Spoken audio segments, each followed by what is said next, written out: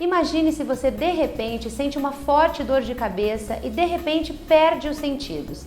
Estes podem ser sintomas de um acidente vascular cerebral. Estima-se que cerca de 10% das mortes no mundo são em decorrência de AVCs. E quem explica melhor sobre esse assunto está aqui nos estúdios, é o Dr. Reinaldo Tavares. Olá, doutor, mais uma vez conosco aqui no Viver Bem, é um prazer tê-lo novamente. Eu que agradeço. Doutor, a respeito dessa dúvida que as pessoas têm, que elas muitas vezes falam que a pessoa teve derrame, outras vezes falam que teve AVC, acidente vascular cerebral. Comenta pra gente a respeito dessa dúvida. É comum? Tem relação? Na verdade, Thaís, é tudo igual, tudo a mesma coisa, só modifica o jeito de falar, né? Um é um termo técnico, outro é um termo para leigo. Derrame cerebral ou AVC é a mesma coisa, né? O acidente vascular cerebral, ele pode ser isquêmico ou pode ser hemorrágico. Qual é a diferença dos dois, doutor? Então, um é que derrama sangue, o outro não. O outro obstrui o vaso e aí existe uma isquemia, né? Na verdade, os dois casos vão causar uma isquemia. Só que o acidente vascular hemorrágico, ele pode causar, além da isquemia, ele pode causar uma hipertensão dentro do crânio, né? Porque vai haver um derramamento de sangue, vai ser uma hemorragia cerebral. Por conta dessa hemorragia, a pessoa que tem a hemorrágica corre mais risco, doutor?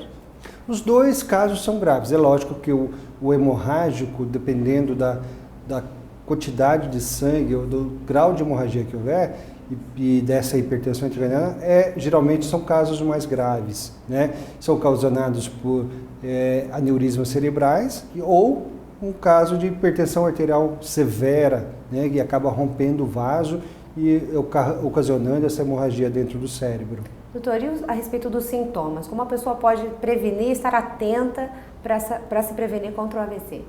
A maior causa dos acidentes vasculares, tanto isquêmico como hemorrágico, são a hipertensão arterial. Tá? Então, como que você vai prevenir? Prevenindo a hipertensão, lógico. Né? Então, e os fatores de risco, como a gente sempre fala em todas as doenças cardiovasculares que os fatores de risco são sempre os mesmos. A pressão alta, né?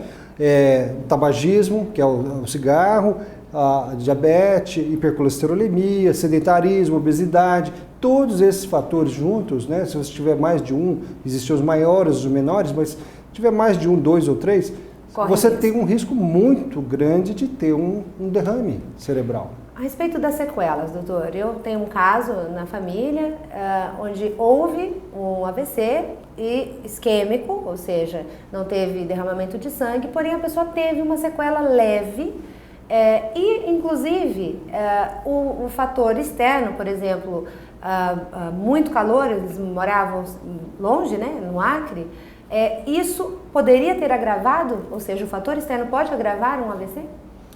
Não, o fator externo dessa natureza não. O que eu acho que pode agravar um pouco mais são os hábitos alimentares, os hábitos higieno-dietéticos que a gente fala. Ou o paciente que consome bebida alcoólica, ou que come comida muito salgada, depende muito. Isso aumenta o quê? Os fatores de risco, né? Aumenta a pressão, aumenta o cara que fuma muito, descontrola o diabetes, e todos esses fatores juntos, a obesidade, todos os fatores juntos aumentam a chance de ter uma obstrução arterial, de ter um derrame cerebral. E a respeito do tratamento, doutor? Então, os acidentes vasculares cerebrais isquêmicos, na sua maioria, eles são ocasionados também por doenças das carótidas, né? Obstruções de vasos aqui no pescoço, ou intracraniano, que podem ser diagnosticados facilmente com exames ultrassonográficos, né, com ultrassonografia vascular. Detectados precocemente, você vai tratar e evitar os acidentes vasculares isquêmicos, embólicos na sua maioria das vezes, né?